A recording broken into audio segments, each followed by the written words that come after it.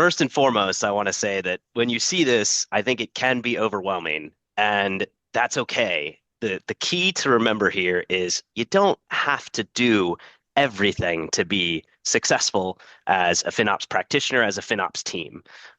So picking and choosing what makes sense for you at what time is really, really critical. The updated Scopes guidance also introduces more detailed thinking about how scopes evolve and interact over time. For example, scopes are situational. They match the business objective being served. Practitioners are encouraged to recognize not only when a new scope is needed, but when a scope has served its purpose. And I like to say, if a technology category is the what, the scope is the why. I just highlighted some of the personas here, and also highlighted the capabilities. And the point I wanted to make here is that you're going to be scaling out your skills and you're going to be reusing a lot of these core capabilities over and over again with software. So you don't really have to be too afraid of the unknown because you already have those skills and you're just applying them to a different context. So about last quarter, our senior executive team met and they came up with a strategy for FY27. And one of the key takeaways from that was they really want to focus, now that we're publicly traded, on improving our gross margins. And so that mandate really resonated with the FinOps team because now we've got to align our roadmap to satisfy those objectives. And yeah, it's also about just building relationships. So all three of these points, using what's out there already, don't build things from scratch, don't keep FinOps in a silo, and build relationships with the rest of the business. And yeah, that way you can contribute to your organizational strategy and value as well. This executive leverages focus to, one, create a standardized cost perspective across their complex multi-cloud and edge-enabled and SaaS-driven environments. And this allows for, two, a rigorous apples-to-apples comparison between departments and other peer agencies, which, three, ultimately reduces the heavy administrative burden of data normalization, freeing up resources and human capital to make sure we're really focused on mission innovation. FinOps give us the data and the discipline to make smart day-to-day decision, while COBIT bring the governance layer around that, connecting cloud decision to business goal, defines accountability, and make sure optimization happens with clear risk and compliance boundaries. Our mission is to help all of you advance your careers. Welcome home. FinOps is a space to connect, to learn, to share. It's an opportunity to be with those who get you, with those who do the work you do every day.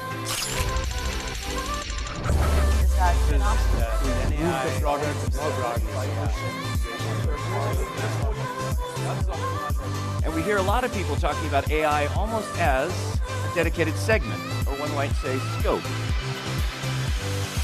So who went to a party last night? All right, who went to all the parties last night?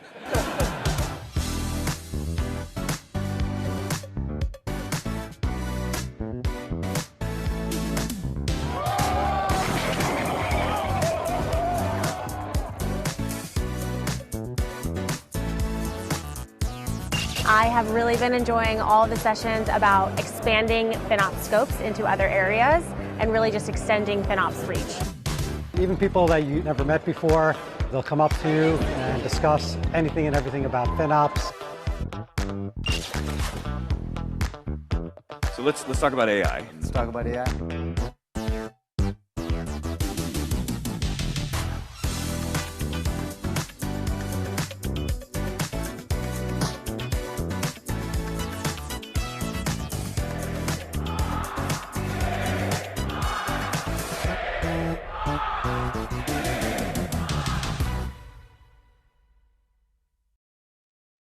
Good morning, good afternoon, good evening, everybody. My name is J.R. Stormont. Here are the rules of the road. We'll come back later too. This is a community call, so please consider having your video on. Don't share any confidential information and be kind to your friends and neighbors in the FinOps community. This is the March 2026 FinOps Framework update.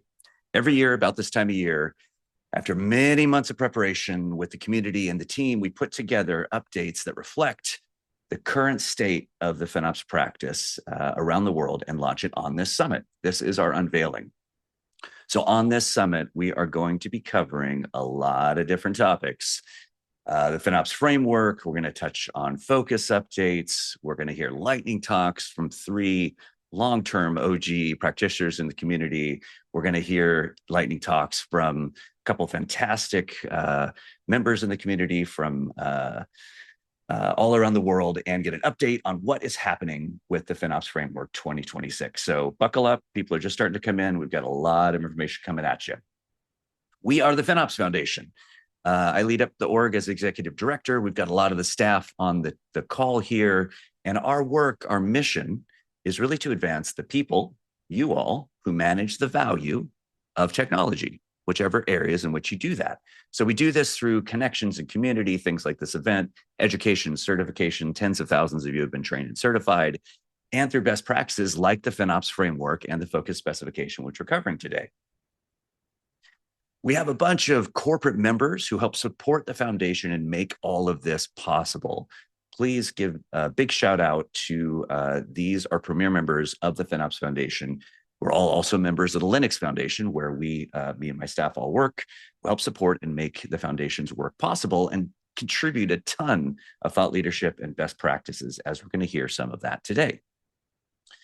The FinOps Foundation Governing Board is made up of a lot of different individuals around the world. It's a mix of practitioners, consultants, platform leaders, clouds, hardware leaders, a big mix of people all around the world, multiple continents, who support the FinOps Foundation's mission and help drive strategy for us.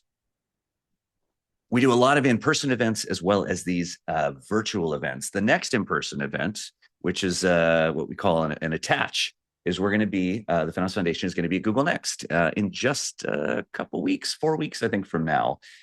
So if you are at Google Next, definitely pop in on April 22nd to say hello to some of our teams, some of the Google team, the big networking, and some content coming at you there. So that's Google Next, April 22nd. The big event coming up is obviously FinOps X, which is just about 80 days away. Every time I say the day, it's like a little moment of terror and panic because we have so much to do, but it's all come together really amazingly. This is the place for all of you to come and talk about the work that you do each and every day in your career. It's in San Diego, June 8th to 11th. You can check out the website, x.finops.org. A lot of big topics that you're all talking about that we're going to be touching on today. FinOps for AI, how to adopt FinOps, how to optimize, FinOps for SaaS and data centers and executives. If you go to the x.finops.org website and look at the agenda or the speakers or any section, you'll see just a huge mix of content that's on there. This is still evolving. I think we've got about 70% of the talks on there. There's a bunch more coming. Definitely come see what you want to learn from, what you want to contribute to, which talks you might want to participate in. But I think the most important part of it is really the hallway track, where we get to talk with your friends and peers there. So let's get into the content for today. I wanted to do a quick recap, 3 minutes, of what we're hearing over the last 3 to 6 months in the community from various sources, which is going to set up some of these FinOps Framework 2026 conversations. Many of you joined us last month when we launched the State of FinOps 2026. This was the big headline takeaway slide. FinOps has become all about proactive technology value. AI is all over the place, both FinOps for AI and AI for FinOps. We're seeing a shifting up to executive conversations. We're seeing a shifting left earlier into product design, engineering conversations, and architecture. And we're seeing shifting out across more technology categories, being driven by small enablement FinOps teams across large organizations and small organizations alike, and a lot of intersecting of different disciplines in large organizations where those exist. This was the big takeaway slide from the State of FinOps 26 that really crystallized for me a lot of what we've seen happen starting in 23, 24, and 2025, which is that FinOps is now being practiced across a lot of different types of technology. Almost everybody is doing FinOps on public cloud. That's the big category, of course. We found out this year, AI skyrocketed from 63% of FinOps practices looking at it to 98%, pretty much on par with where cloud is today. SaaS, licensing, private cloud, data center, and even labor being at smaller percentages, but coming up over time. We're also running a lot of in-depth advanced practitioner conversations in the FinOps Foundation, via FinOps community calls that many of you are part of, via smaller forums, in person. And those communities are really starting to dig in around AI for FinOps. I got to say, last year at FinOps X, we were all about FinOps for AI. As of about November, December of 2025, many months ago, just 3 months ago, the world started to shift pretty considerably. And we heard a huge drumbeat about AI for FinOps starting to come up, about how to use AI to automate in FinOps, how to use AI to do autonomous discovery, how to use AI to do personalized outreach about challenges happening or spikes in the organization, and how to actually finally, I think, start using natural language to better understand the FinOps data. The other conversations we're hearing in our executive forums, we have a FinOps exec forum, and I'm going to talk about it a little later, really mirror what we see in the state of FinOps data. This is not tied to state of FinOps. This is a summary of conversations from VP, SVP, and EVP leaders, but that FinOps has shifted to strategic technology value, that we're seeing a shifting left, that we're seeing FinOps being driving optimization efforts in order to fund AI growth. Budgets are fairly fixed for a lot of companies, but they're saying take money out of other areas to go invest in AI, and FinOps is driving that. And that FinOps is hitting a lot of different areas, SaaS, data centers, intersecting with licensing, a lot of different things. We're also seeing that FinOps leaders, often director level, are reporting into VPs, SVPs, or in some cases straight into CXO roles. And they've given a broader range of responsibilities as part of an integral, holistic technology value creation chain across the enterprise. So with all of that, I wanted to talk today about the main topic of events here, which is the FinOps Framework 2026. This is the 4th or 5th year we've updated the FinOps Framework based on the rapid changing ecosystem out there that all of you are driving in your practices. I wanted to welcome 2 individuals who are a big part of this. First, we're going to hear from David Lambert at Adobe. Then we're going to hear from Markanastasakis from the FinOps Foundation. These 2 guys represent David, the practitioner chairperson of our Technical Advisory Council, and Baz as the staff owner of the FinOps Framework in 26. So I wanted to pass to you guys to talk about what went into this framework and what changed. Over to you, David. Welcome. Yeah, thanks so much, JR. Everyone, you hear me okay with the mic? We can. Awesome. So quick introductions. I'm David. I'm a senior manager at Adobe in their cloud engineering group.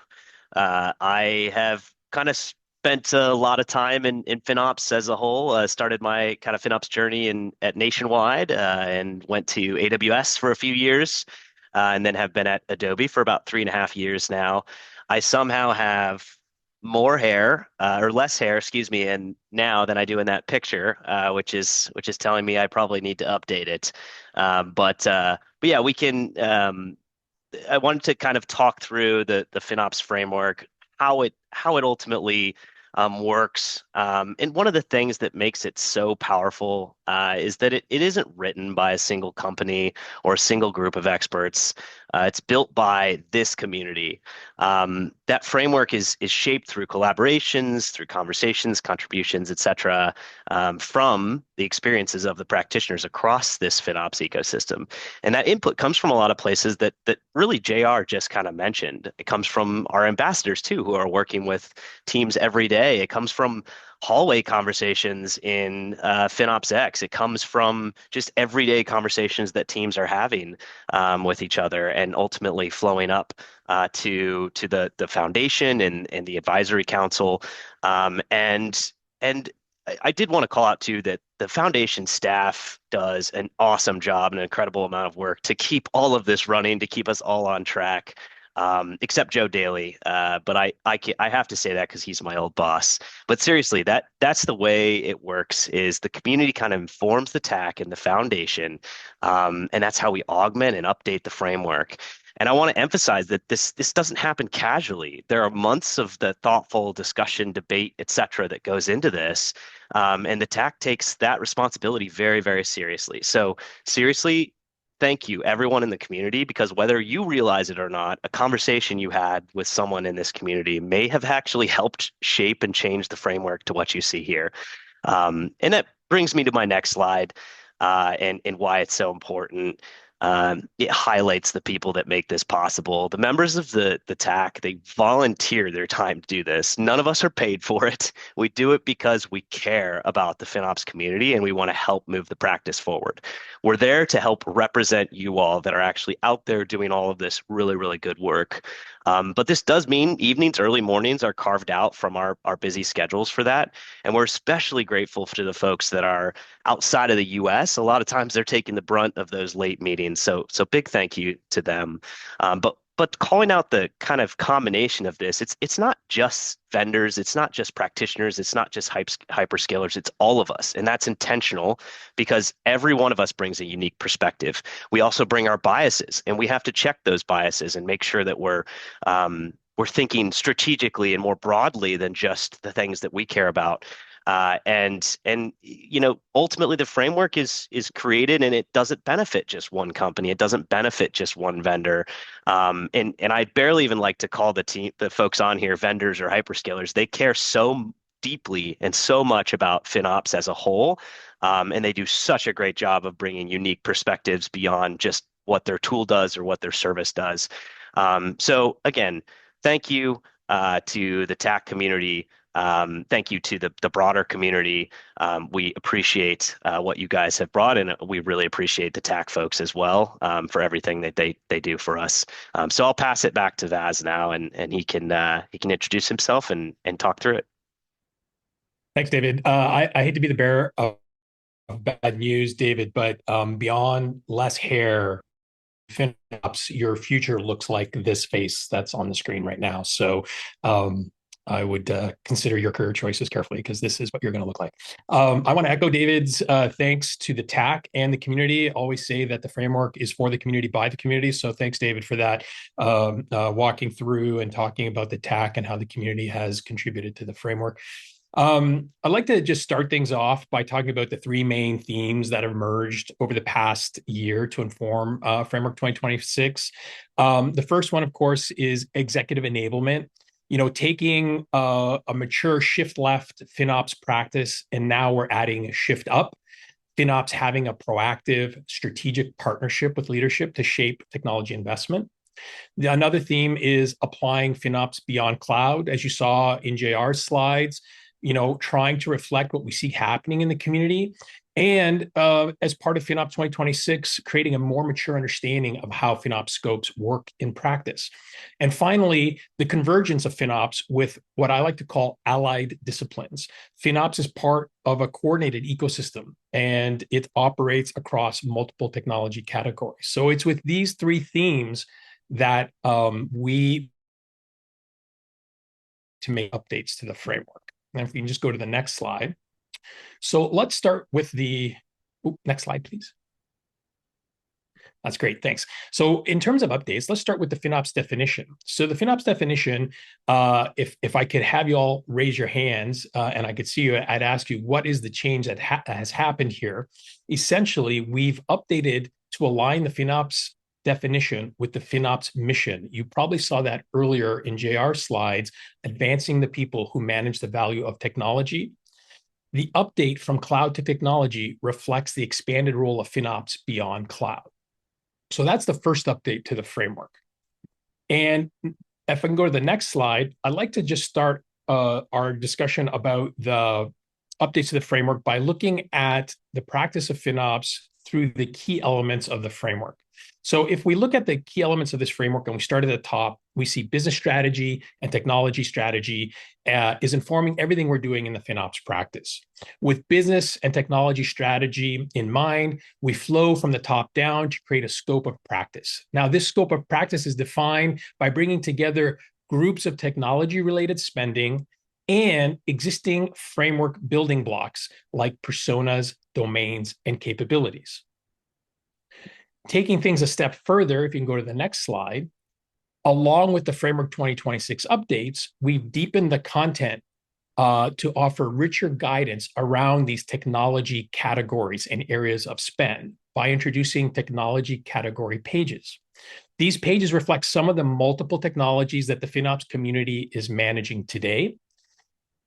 We refer to them as staff, and I kind of like it's more friendly. I refer to them as FinOps 4 pages. These pages provide guidance on considerations when applying FinOps to a technology category like data center or SaaS. FinOps persona activities in the context of a technology category.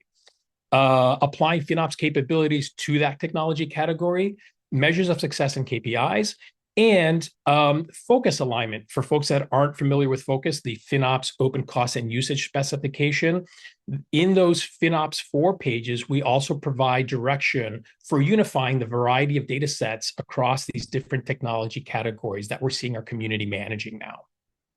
So expanding on this and just going to the next slide, let's bring it back now to the concept of FinOps Scopes. I mentioned earlier that we've enriched this beyond cloud concept, and Framework 2026 has evolved the FinOps Scopes concept based on community feedback and working group input. A FinOps Scope is not simply a view of spending by infrastructure type. Scopes are defined in response to explicit business expectations. For example, are we getting value for what we're spending on product A or AI, the big one? The updated Scopes guidance also introduces more detailed thinking about how Scopes evolve and interact over time. For example, Scopes are situational. They match the business objective being served. Practitioners are encouraged to recognize not only when a new scope is needed, but when a scope has served its purpose. And I like to say, if a technology category is the what, the scope is the why. And if we can just go to the next slide.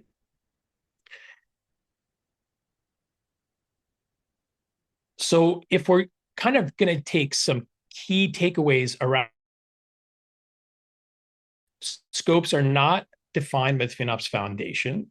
Scopes are defined by practitioners in the course of applying FinOps in your organizations. Scopes are driven by business constructs and priorities.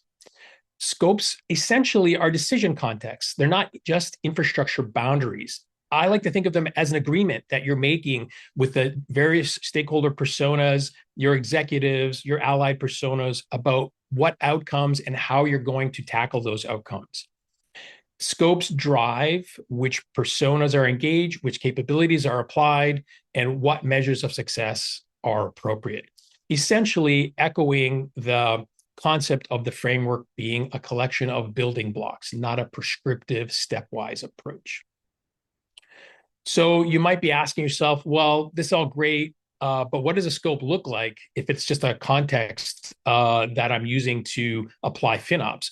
If we go to this slide here and use AI as an example to explore a FinOps scope, remembering that a FinOps scope establishes a shared reference to align stakeholders, activities, priorities, and outcomes within a FinOps practice, we can look down the left-hand side here and see the elements we talked about a moment ago. Business strategy, willing to spend more, have more waste to get faster results. That is an agreement that is being made for this scope with stakeholder personas. What's the technology strategy? The technology strategy is we're going to use public cloud for development, and we're going to use our data center for model training. Well, who's going to be involved? The people, the personas, and the activities or the capabilities that are being prioritized are listed here. And essentially, it's a shared agreement to move fast and innovate, and a shared understanding that spend might be higher. The classic iron triangle. And we have the iron triangle in the top right there. So here's one way where you can visualize a scope. It's bringing together all those different elements that we talked about as part of the update to Framework 2026. This next slide essentially is another way to visualize FinOps scopes. A practice will typically have multiple FinOps scopes. Different scopes have different goals depending on what the outcomes and the business's priorities are.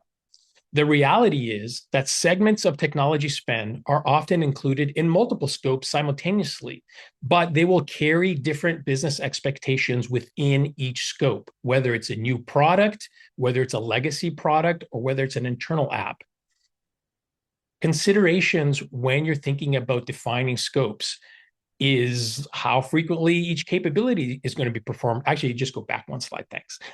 Is how frequently each capability is performed. So you'll notice there are capabilities across this example of 4 different scopes that are the same. Budgeting, for example, allocation is always a big one.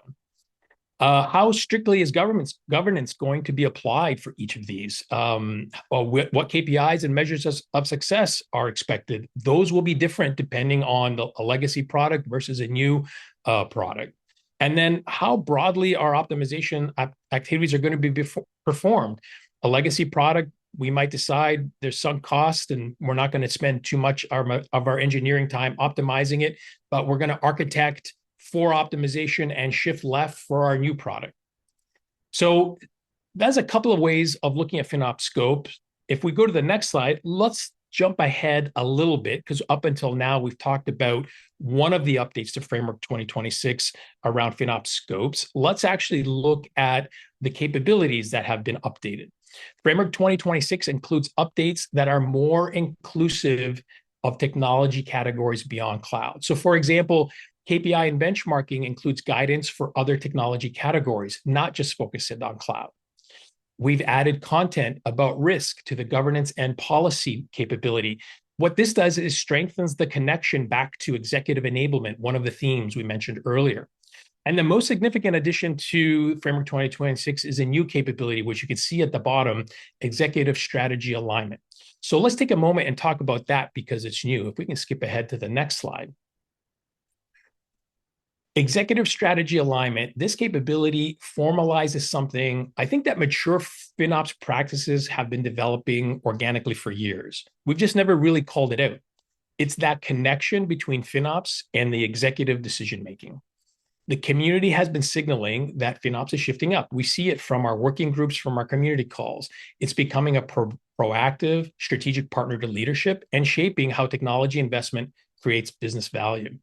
This capability is organized around 4 main areas: aligning technology spend to executive priorities and strategic initiatives, supporting multi-year investment planning and vendor commitment governance, facilitating product prioritization by making cost, speed, and quality, that iron triangle, visible across competing initiatives, and providing decision support structures that connect executive intent to operational execution. So for practitioners, this capability provides a roadmap for formalizing the activities for a strategic role. And for executive leaders, it defines what a FinOps-enabled executive looks like in practice and what good sponsorship of the FinOps practice actually means.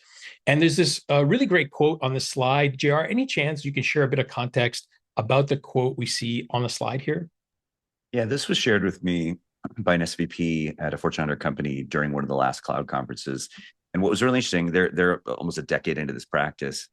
This person basically said that the FinOps practice wasn't really just about the cost or spend efficiency, that they're finding correlations between engineering teams that excel at FinOps and those engineering teams that are also better at security, resilience, developer productivity, that it creates a bit of a carbon fiber weave, was the words used, of operational efficiency. And I think that's due to this practice of rapidly iterating through changes, regular data, ensuring collaboration between teams. And this is some of that integration we're seeing at the executive level, which is, and FinOps is just one of many pillars within someone at this level's remit, but they can use it to not only correlate better behaviors, but improve data sharing and engineering connection to the rest of the business, which is critical. Thanks, JR. And if we skip ahead, I guess the question is, what does this all look like? So we talked a lot about some of the capabilities that have changed. And so this represents Framework 2026, focused in on the domains and capabilities, specifically the ones that have been updated according to the 3 themes we mentioned at the beginning. And then if we were really going to take a next step here and kind of bring it all together, if we go to the next slide, we see the updated FinOps Framework poster. The updated FinOps definition reflecting the state of FinOps survey results and what we're seeing in the community of practitioners applying FinOps beyond public cloud, adding more detail about FinOps scopes and their relationship to technology categories across the top. And then, of course, The update to the framework capabilities themselves that we saw a moment ago. And then we're just bringing it all together. And if we look at this and think back to the original simplified slide of the framework and talk about this top-down flow again, we see that echoed here in the poster, from the business strategy and technology strategy informing the FinOps practice, where then it goes and defines the scope of practice, taking into consideration the technology categories and the framework building blocks that are required for the different scopes that are going to be created depending on what the business is asking of the practice.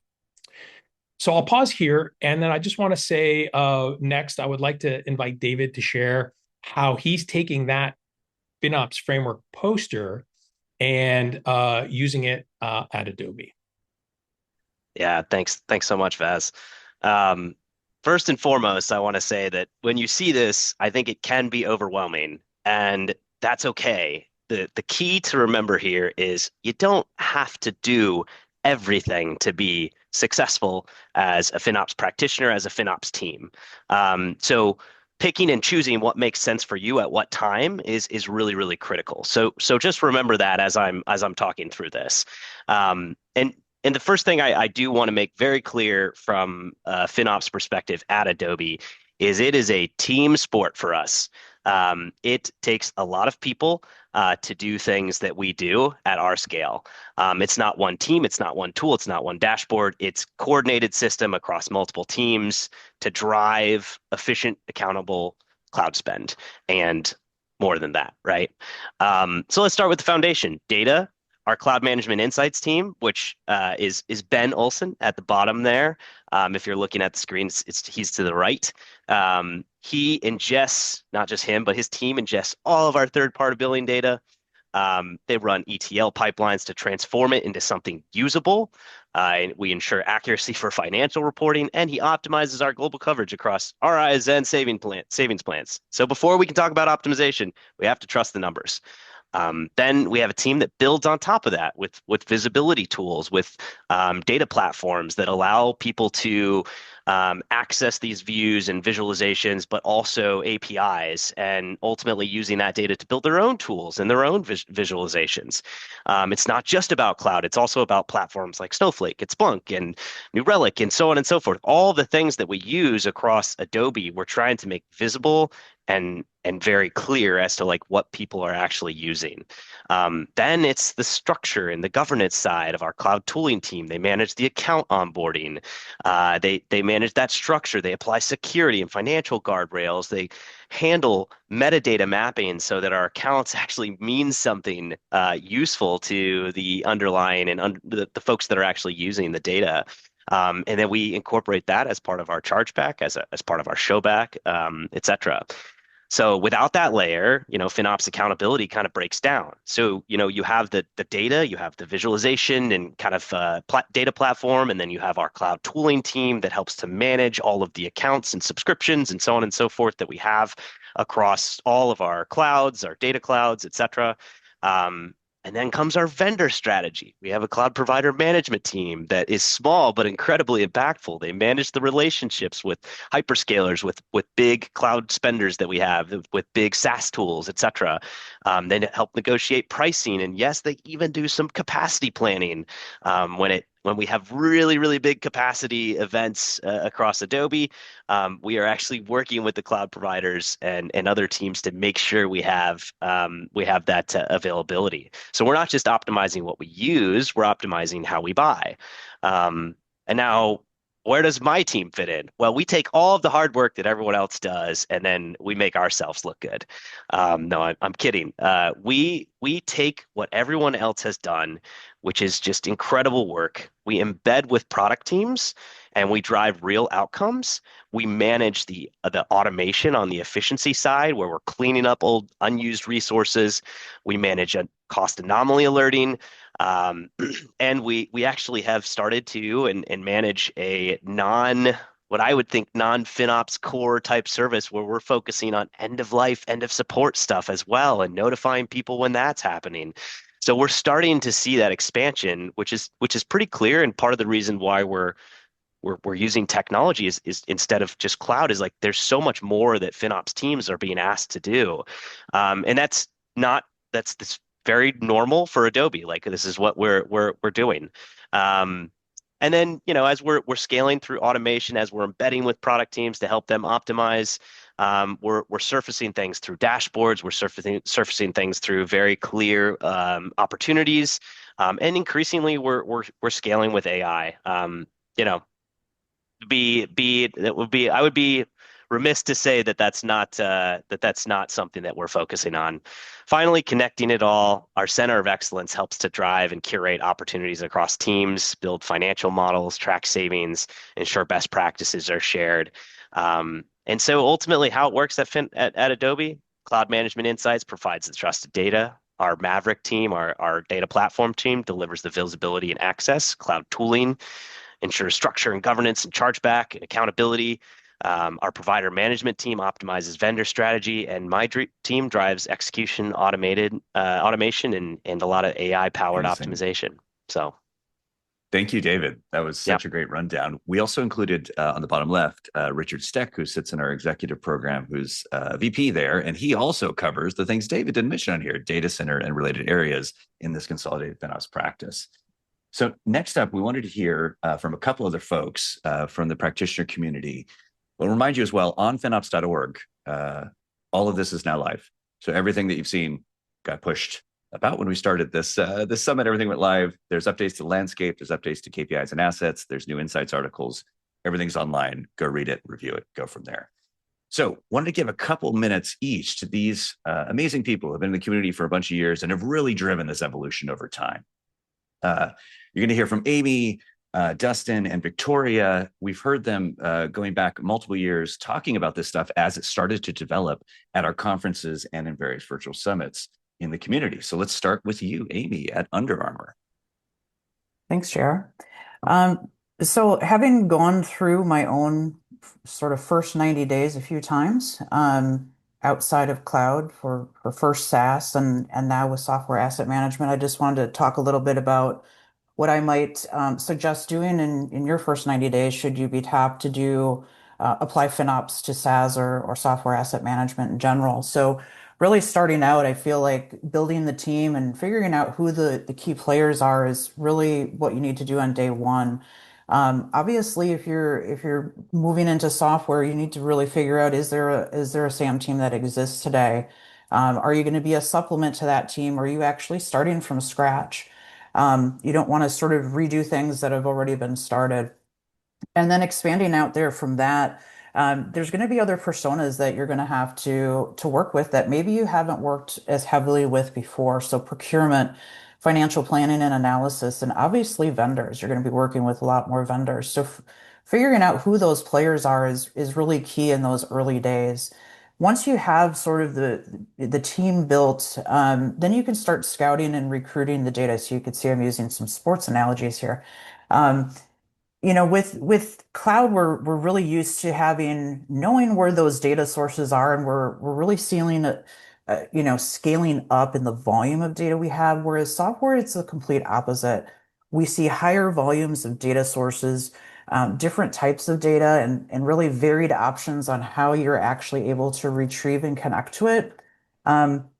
So expect to work with vendors and really discover what's available. Do we have API access? Are there options to self-service that data? And don't be afraid to ask for them to provide it in focus format.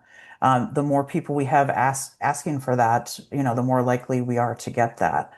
Once we have that foundation, then we move into sort of the training mode where we're really doing all of the same things that we are with cloud, just in a different context. So we're reusing all of these same capabilities and applying those. And it's in our wheelhouse. It's the things that we're already doing for cloud. And at the end of the day, we might have a little bit different metadata, maybe with software contract details or financial terms that we're not used to tracking. But really, at the end of the day, it's still data, and we're still used to doing these, using these capabilities.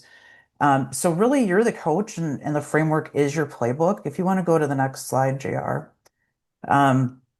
Just highlighted some of the personas here, and also highlighted the capabilities. And the point I wanted to make here is that you're going to be scaling out your skills and you're going to be reusing a lot of these core capabilities over and over again with software.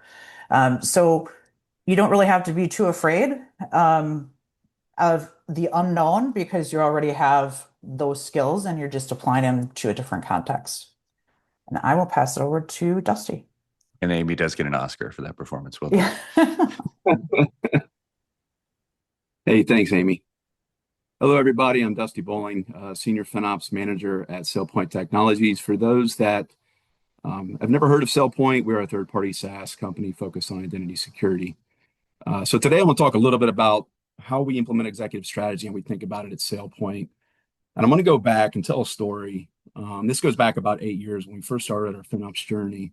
There's a colleague of mine who's actually on the call today. And one of the things that he always said was the most prudent things that FinOps teams can do is make sure that the organization maximizes every dollar of the business value they get in the public cloud. And for a long time, that really resonated with me because it's quantifiable, it's tangible, it's measurable. But now fast forward 8 years, 8 years forward, where we're at today and what's really important to the senior executive team at SailPoint. And it goes beyond the spend that we've got today in the public cloud to the entire technology stack. And it's really forward looking. They want to help, they need help understanding at the technology layer. What are we going to spend tomorrow? Where are these technologies investments going to go? And what's that expense look like? How can we effectively manage that? So about last quarter, our senior executive team met and they came up with a strategy for FY27. And one of the key takeaways from that was they really want to focus, now that we're publicly traded, on improving our gross margins.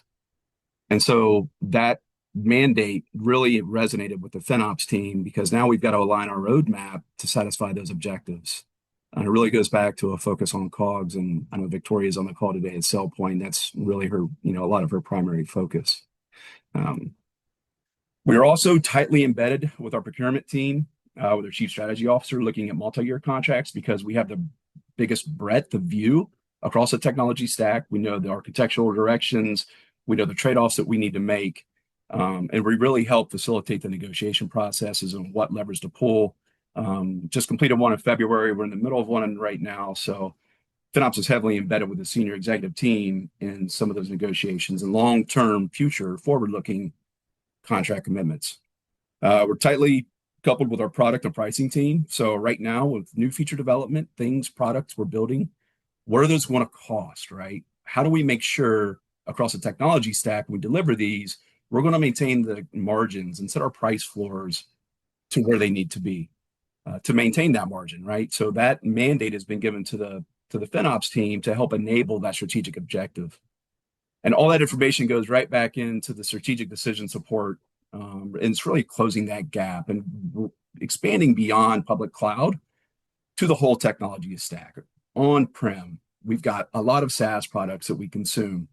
And if you only provide that one little piece of the public cloud, you're really, I don't want to say sabotaging may not be the right word, but you're not getting the entire picture of scope of what our executive team needs to have to make those decisions. So thanks, everybody. I'll see you at FinOps X.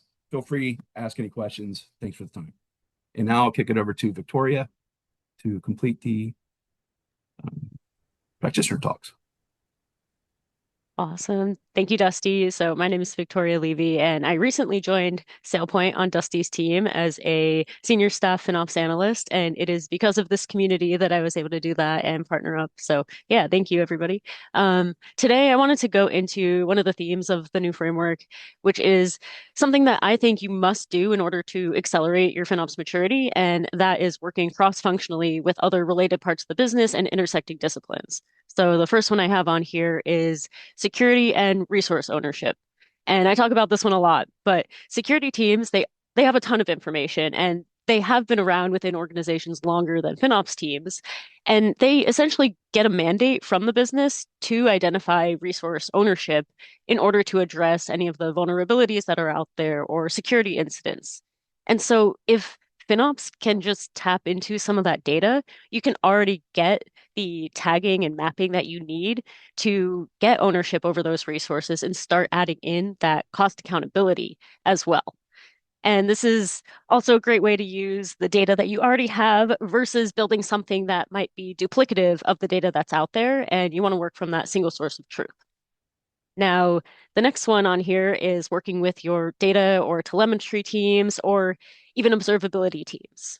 So this is similar to the last point where you want to work off of that single source of truth because there are these different teams throughout your organization that are collecting business data that FinOps teams can then use to roll into their unit economics calculations. So, for example, observability teams, they might already be tracking some of those cost drivers. So, for example, metrics around maybe number of requests or maybe the amount of data being processed or whatever drives your business. And the FinOps team can also get access to some of that data to be able to do those calculations. So your unit economics are going to be the cost per unit of value. And that unit of value can come from some of this data. So again, you don't have to create that from scratch. You want to use what is already out there within your organization to calculate some of these metrics. And then finally, we have ITFM and ITAM teams. And so if you have these teams built up within your organization, they probably already have really good processes in place that teams are familiar with and they know how to follow. And so if the FinOps team is coming to engineering teams with a new request, you can at least put it through some of those same processes so that teams don't have to do something completely new in a new way. They can do that new ask in kind of the same way that they're already used to working with the rest of the business.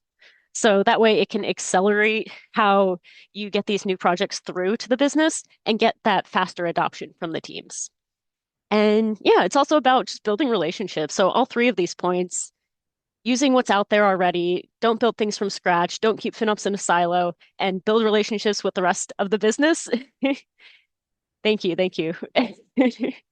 And yeah, that way you can contribute to your organizational strategy and value as well. So yeah, that's it. Thanks. Amazing. So these three have come through a lot of this work and are further along than some, but a lot of them, or everybody started where everyone was on this call, which is, in order to get to this place in the framework, and this is coming up in the chat, like, do I have to do all this? No, you don't have to do all this. Like, start where you are. If you're just doing, usage optimization on, your cloud provider, that's fine. That's where you are today. Yeah, the framework is iterative and lets you improve and grow over time if and when you need it. You don't need to do all this stuff.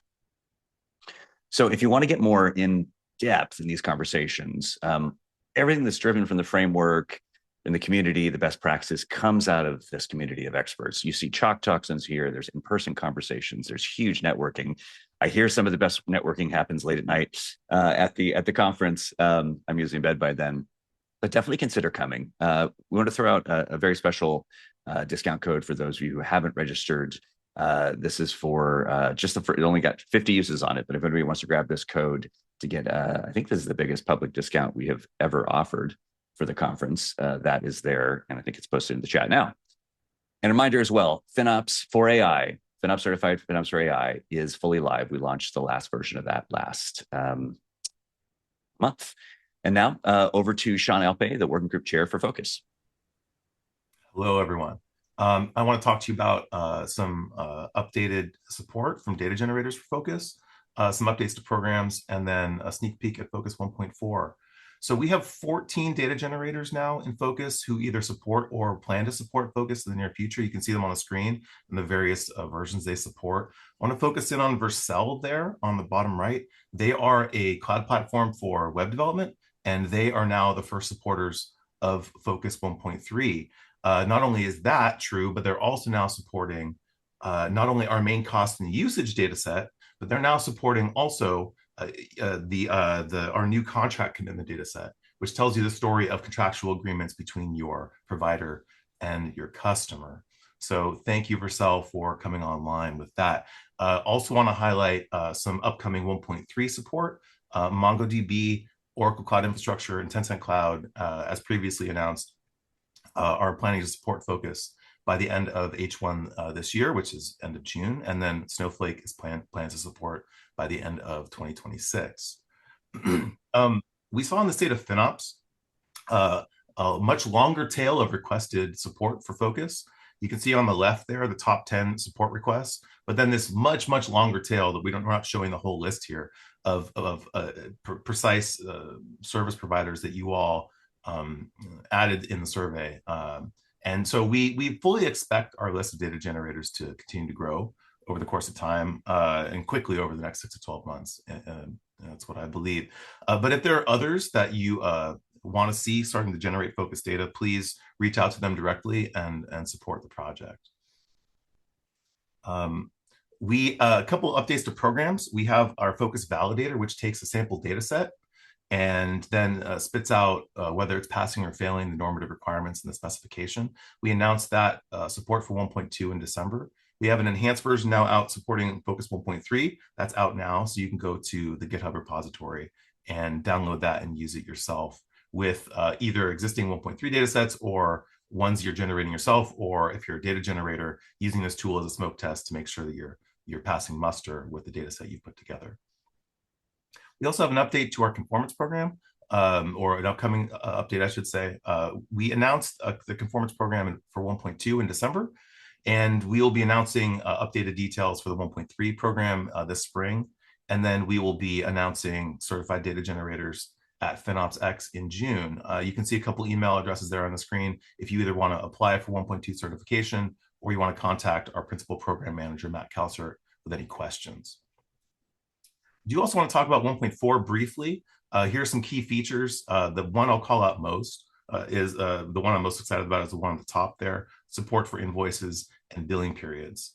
We are going to be supporting not only cost and usage data and contract data. Now going forward, we'll tell you the story in a dataset format of the information that's on your PDF that on the invoice you receive, so you can perform more detailed invoice reconciliation going forward.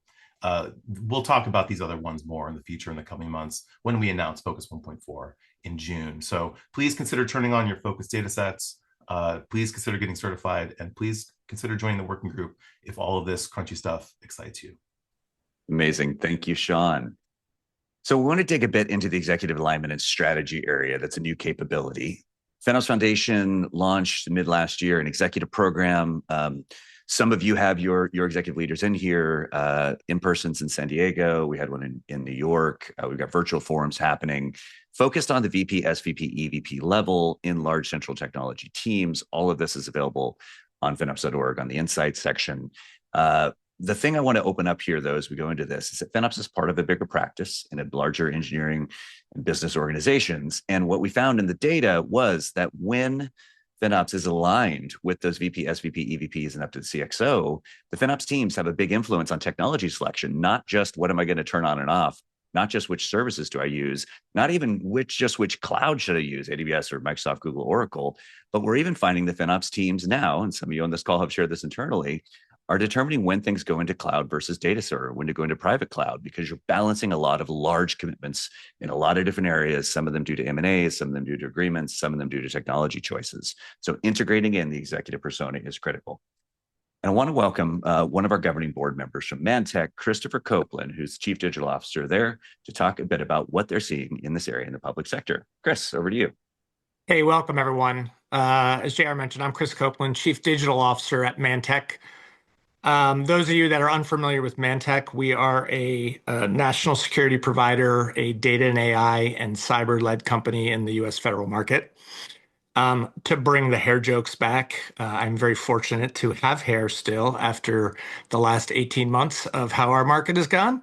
But I'm really happy to be here today to talk about the FinOps-Enabled public sector executive. And I'm going to walk you through how this new leadership profile is driving value and fiscal accountability. So in this market, there's two main forces driving the need for increased FinOps adoption. First, we're seeing major acquisition-related policy updates. So this includes a FAR overhaul, which is now prioritizing a best value versus the lower cost, which is emphasizing outcome-based delivery while still pushing for modular contracts to recognize a faster return on that investment. We also have the DOGE Cost Efficiency Initiative, which is Executive Order 14222. So those of you that don't know what DOGE is, it's an initiative that has been focused on requiring contracts to be justified by demonstrated return on investment. and really looking at operational efficiency. And in some ways, Doge has got a bad rap in the market, and in some cases that's warranted.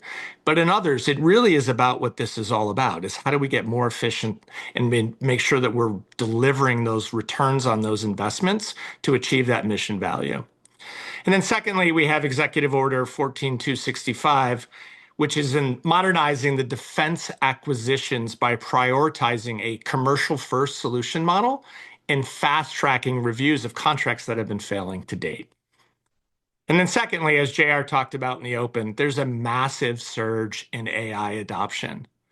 As seen on the right-hand side, a recent GAO report stated a doubling of AI use cases, with the use of Gen AI increasing 9-fold in our market. So AI is being deployed everywhere across government services today, much like it is, I'm sure, in all of your businesses. However, AI cost awareness is lagging significantly behind its adoption, creating an urgent need for FinOps controls. Next slide, please. So that leads us to, as Dusty and Vaz and JR have really talked about and highlighted earlier in the FinOps Framework for 2026, the FinOps-Enabled public sector executive, the shift up to address these opportunities.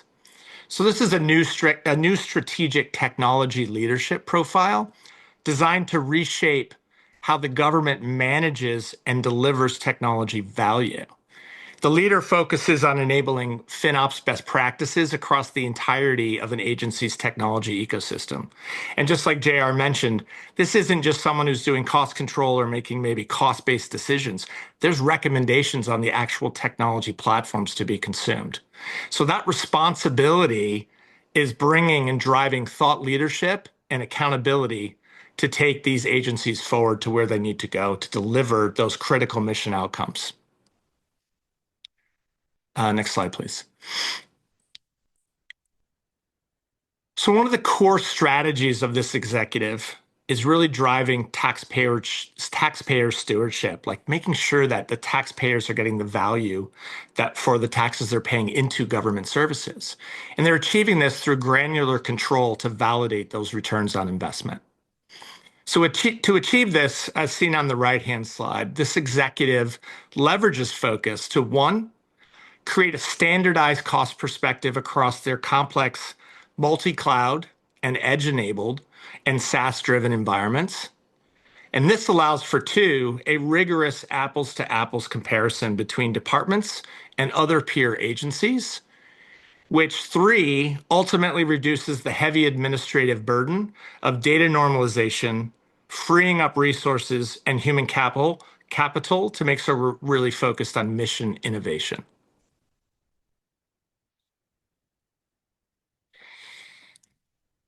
So the next pillar is still about enforcing fiscal accountability. A FinOps-enabled executive does drive technology consumption to enforce alignment with cost efficiency while not losing the focus on that mission delivery. The strategy here is an agency or department-wide FinOps tagging methodology. So by establishing mission-aligned tags, such as by project or cost center or business unit for every resource, the agency gains granular showback and chargeback visibility, as David talked about earlier today. So this allows for automated policy enforcement and definitive reporting, holding teams directly accountable for that return on investment to achieve those mission outcomes.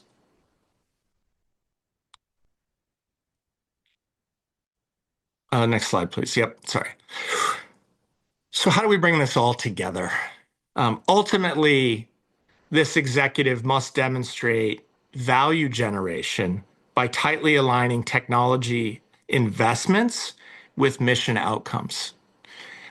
This brings a unified focus across that outcome delivery, which today the market can be plagued by contract stacking and a bunch of different providers with different contract models and different objectives and different evaluation criteria. So getting a unified view on how that cost is focused on delivering value against that outcome through those technology investments, we really can achieve the outcomes that we need in the stewardship of this, that this executive is bringing the accountability for. And how do we do this? We achieve this through mission-aligned unit economics. So we work to identify specific units of value. So for example, the cost per claim processed, the cost per threat deterred, or the cost per AI agent call can define success for a specific program or a series of programs that enable a very complex mission outcome.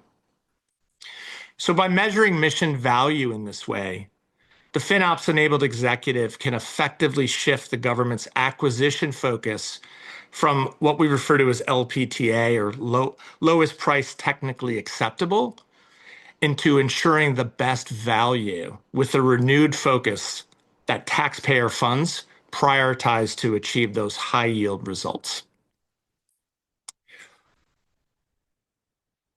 Next slide, please. So I want to thank you today for your time. This really concludes in a very rapid fire way how the FinOps-enabled public sector executive is reshaping technology in the U.S. federal government.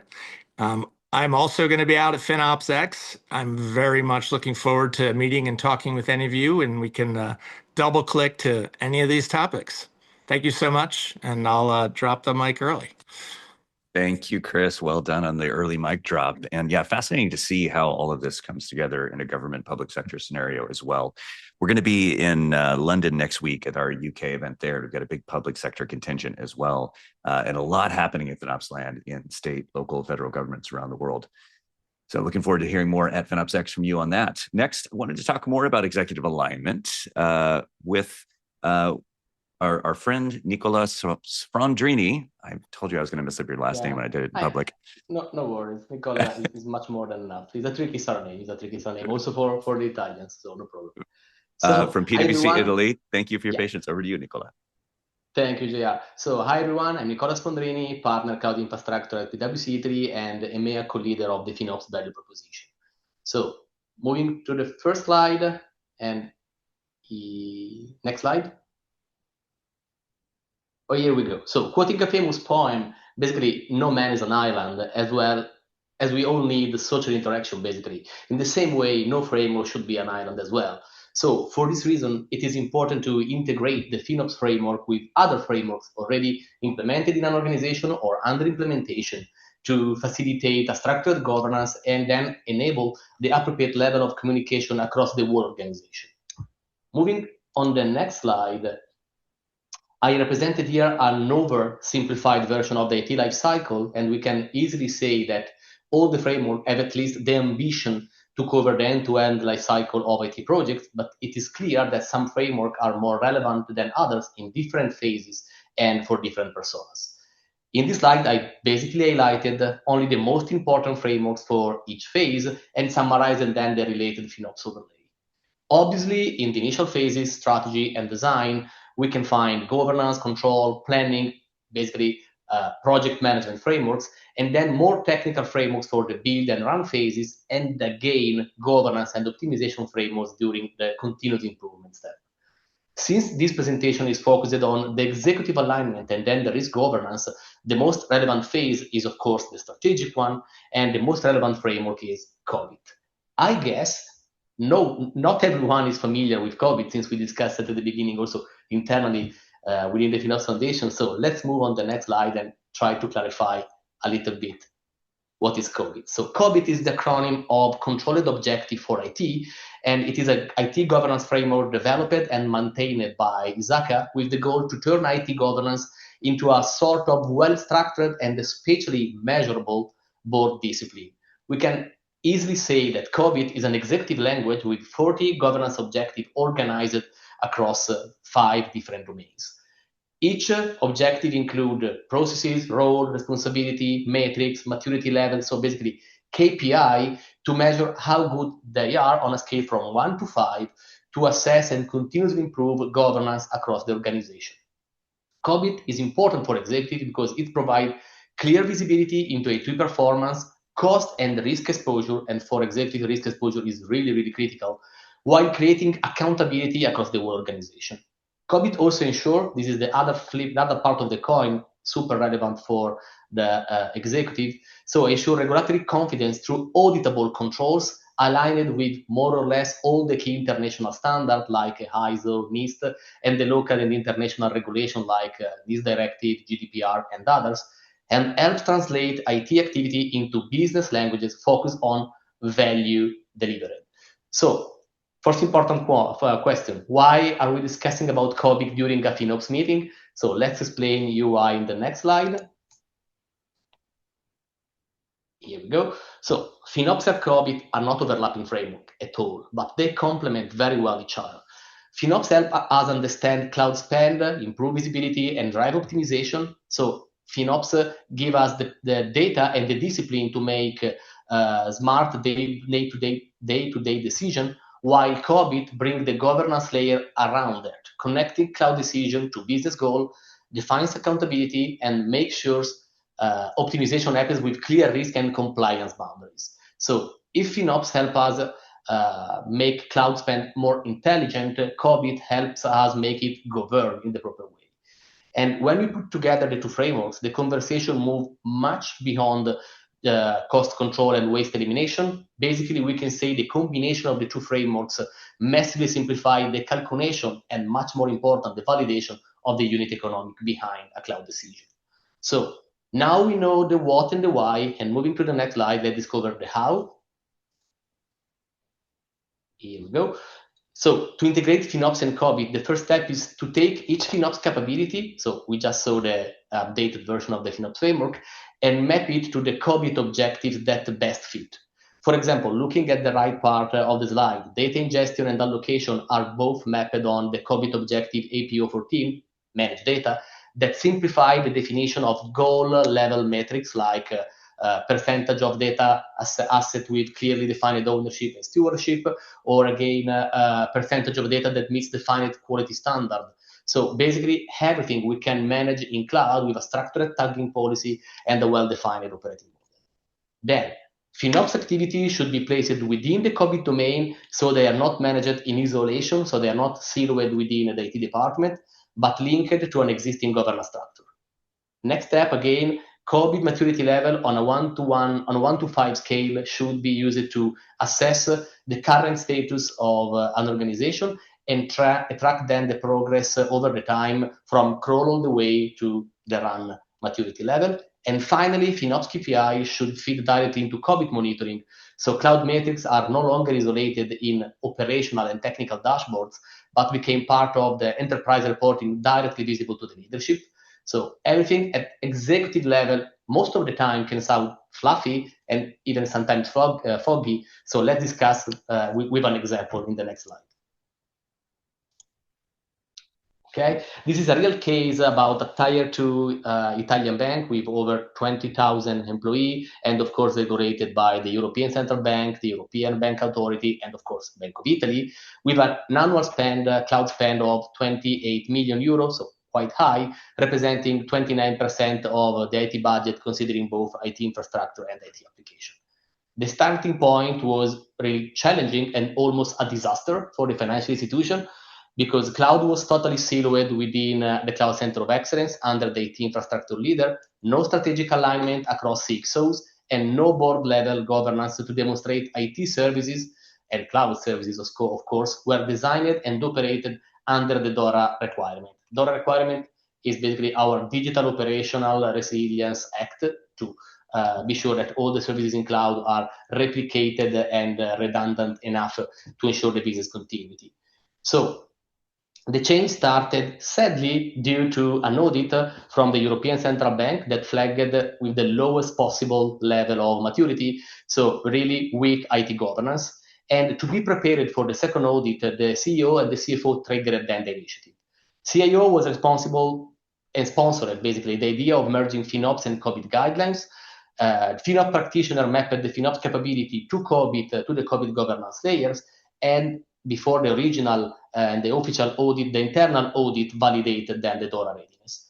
The results were quite significant. So board level ownership was established through CIO, CFO, and even the Chief Security Officer joint committee. And 100% of the cloud spend was mapped into strategic pillars. On top of that, DORA gap was fully closed, and the result of the official audit was the highest one, so fully compliance. And also economically speaking, the result was quite tangible, since they removed 5.4 million euro in waste and redirected them to the first agentic AI project. And that's it. So see you in San Diego. Thank you. Beautiful. Thank you, Nicola. And I think you're highlighting exactly the point, which is in organizations, there's a lot of existing IT disciplines, right? There's COBIT, which I'm now learning more about. There's ITFM, there's SAM, there's ITAM, there's a bunch of different things out there, right? So like when those things exist, FinOps should partner with them, right? We don't want to reinvent the wheel. We want to partner with teams where they do. Where they don't exist, the framework is helping to fill some of those gaps. So we're at the end of the content. We're going to get into the Q&A, and we've collected a bunch of questions for the speakers. I want to remind all of you again, please consider coming to join us in San Diego in 80 days. It is March 19th. I'm in San Diego. It's lovely right now. It's going to be lovely in June. And there's going to be a lot of great conversations here. So we hope you consider joining us there for the event. Hey everyone, producer Andrew here. Thank you so much for watching and for your support. For more FinOps content, go check out our YouTube channel. Like, subscribe, and leave comments and questions for all of our wonderful speakers. We appreciate your support.